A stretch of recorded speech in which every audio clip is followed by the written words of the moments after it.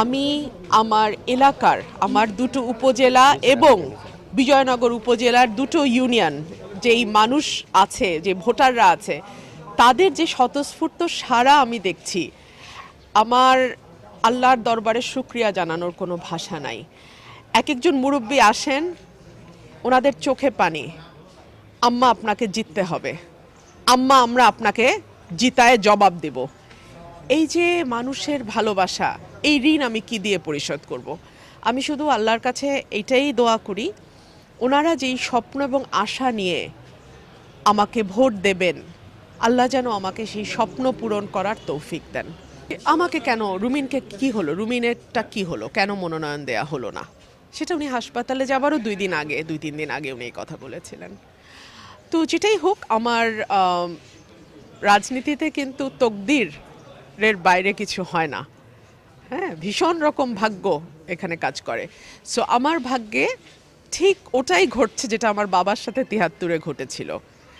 So আমার বাবা তখন নৌকার জোয়ার ছিল, আর কোনো দলের জোয়ার ছিল না। আমার বাবা স্বতন্ত্র জিতেছিলেন। এখন বাংলাদেশে এই মুহূর্তের প্রেক্ষাপটে যেহেতু আওয়ামী লীগ নাই, বিএনপির একটা জোয়ার দেখা যাচ্ছে, সেখানে আমি আবার স্বতন্ত্র দাঁড়াচ্ছি। সো এটাকে আমি ভাগ্যের খেলা ছাড়া আর কী বা বলতে পারি। আমি বলেছি যদি কোনো বেইনসাফ হয়ে থাকে, যদি কোনো বেইনসাফ হয়ে থাকে, সেই বিচার আমি আমার ভোটারদের হাতে ছেড়ে দিলাম। আপনি কি বেইনসাফ মনে করেন কিনা? সেটা মানুষ কি বলে আপনি দেখেন, আমি কেন বলবো? মানুষ কি বলে দেখেন। একদম না।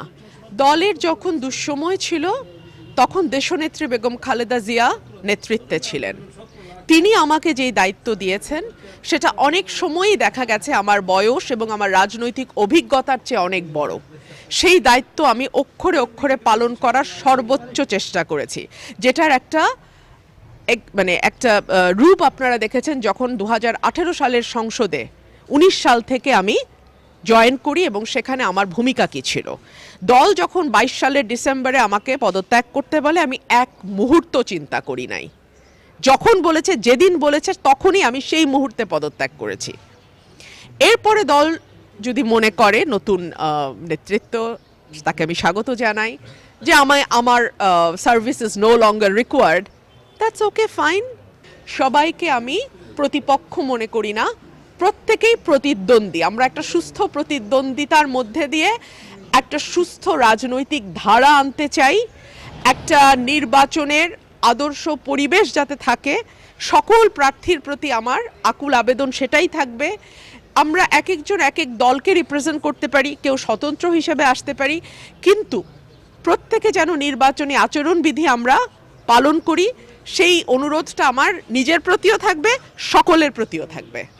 কিছু কিছু জায়গায় আমার কর্মীদেরকে বলা হচ্ছে যে তাদের উপরে হয়তো মামলা দেয়া হবে বা কিছু। আমি বলেছি যদি এরকম কিছু হয় নিশ্চয়ই আমি প্রশাসনকে সেটা জানাবো, এবং আমার মিডিয়ার ভাইরা তো আমার পাশে সবসময় আছেন, আপনারাও সেটা জানতে পারবেন। আমি সেটার ব্যাপারে যথাযথ ব্যবস্থা নেব যদি এমন কিছু এমন কিছু হয় যেটা আমার নির্বাচনে এফেক্ট করবে, আমার নেতাকর্মীদের নিরাপত্তাকে বিঘ্নিত করবে, সার্টেনলি আমি দেন অ্যান্ড দেয়ার ব্যবস্থা নেব।